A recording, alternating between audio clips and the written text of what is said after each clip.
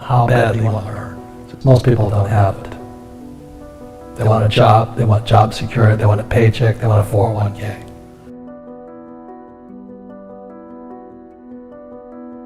You've got to be so much smarter. If you want to be poor, I hate to say this, you can go to school, but you still won't learn anything about money. You know, there's a lot of people who can't make $1,000.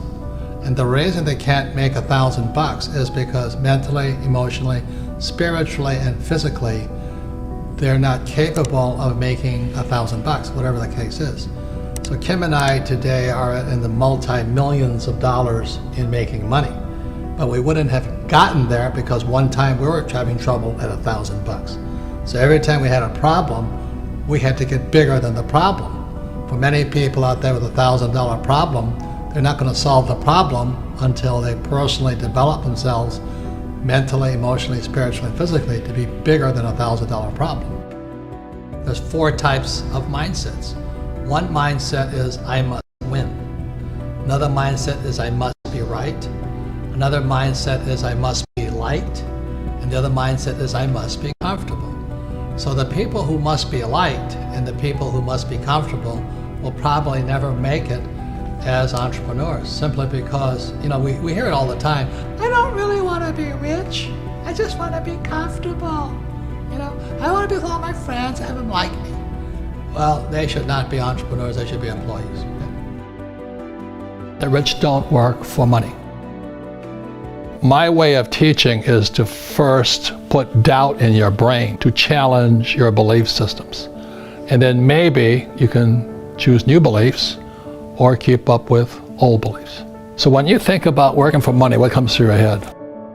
So if I could explain this to you for the rest of the millennial lessons, it's really going to be on this theme here. Because financial education is about not working for money. Like one of the first questions when I finally realized what my rich dad was saying, I said, well, when do I never need a paycheck again? See, my goal wasn't, you know, go to the moon or, you know, cure cancer. My job was, when would I never need a paycheck again? Because as long as you need a paycheck, be it from an employer or like my poor dad, he was so afraid of losing his government pension. My poor dad was a PhD in education, but what does school teach you about money? Did you learn anything about money at school? Most people don't. So that's why I had my rich dad, who was my best friend's father, and he was teaching me what the rich teach me. If you want to be poor, I hate to say this, you can go to school, but you still won't learn anything about money. And education is more important today, but what do you learn about money? Most kids now going to school, they're coming out of school deeply in debt with student loans, still not learning anything about money. Look at the middle class. You know, they may have high-paying jobs, but the jobs are going away. One of the most important things you have in your life is time. It's one of your greatest assets, or it's your liability. And being, you know, I just turned 70, and I have friends who have nothing. I mean, they have zero. Now they've made a lot of money, but they have nothing here. They have nice houses, nice cars, you know what I mean? And being young is great, except it can be a liability to you. Because when you're young, you're just having a lot of fun and life's exciting, you know, it's new. But the thing is so many people spend their time focusing here. They want to make a lot of money. And I can hear it in their words. I want a career. This is career. Okay, or I'm going to start my own business. And this is the chart here, which we've seen. This is the cash flow quadrant, book number 2. E is employee.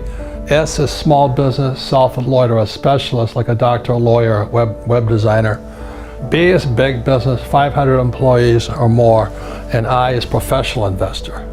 The big mistake I see young people make is they focus here. And the words are, I want to do what I love. That's the track.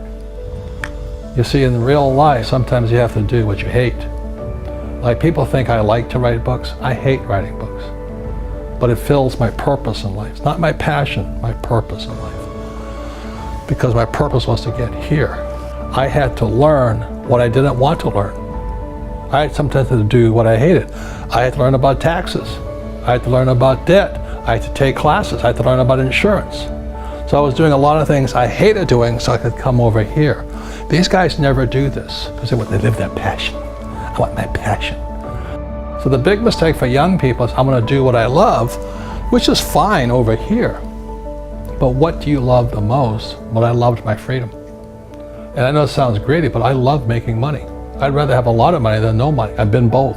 I've been broke, I've been down, everything, but I'd rather have a lot of money. The big mistakes I see young people making is here. You know, they think about what they want to do, what they love. And what I'm saying to you, the millennials right now, invest in what you love. Most young people, or should I say, short-sighted people, they think this is it or this is it. But this is the one here. The reason I make more money is because it's not what I'm doing what I love. I do sometimes what I hate so I can have the assets that I love. I love having a business. So the business affords me the lifestyle I want. And then I invest in real estate. This is what I know. The higher the risk, the more education it takes. And how badly you want to learn. Just most people don't have it. They want a job, they want job security, they want a paycheck, they want a 401k. And that's why they don't get to come here. That's why they don't get to come over here. Nothing right or wrong, you know. I don't ever want it to be here. I knew when I was your age I wanted to come here, but the higher the risk, the higher the returns, but also the higher dedication, education, and study you have to go through. You've got to be so much smarter. And most people, they have it, they have that ability to be that smart, but they rather do what they love rather than invest in what they love. As you know, we learn little to nothing in school, but in fact,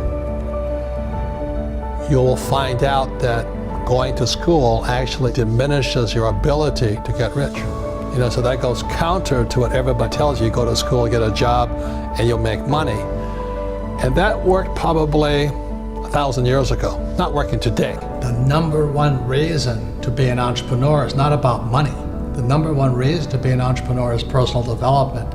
You know, to develop yourself to be, as the Army says, to be all you can be. So the lesson to young people is don't take a job for the money, take a job for what you're learning. When you look at a job, you look at what can I learn more than how much can I make. And I think that's the biggest challenge. And if you look for a job where you can learn a lot, the harder the job, the better it is.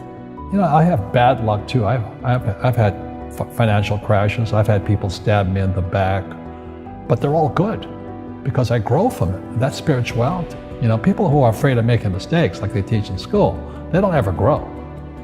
Because spirituality is there's good and there's bad, there's right and there's wrong, there's up and there's down. Most people only want to be right, they only want to be positive. Well, you can't have that, that's not reality. And the average person, the reason they're poor is they haven't failed. You know, they play it so safe, they haven't made any mistakes like they taught in school. That means they don't learn anything. That's why the school system's actually fundamentally corrupt. It's anti-education. You know, I go into business like a rugby team. You know, boom, boom, and we kick butt. But the average guy is standing there, oh, I'm an A student, I'm going to do this all on myself. And a bunch of rugby players run you over, and you go, well, they're not playing fair. You know what, you're playing stupid. You should have a team. You should have accountants, attorneys, and bankers, and all that stuff. But that's not the game I want to play. I said, then don't play the game.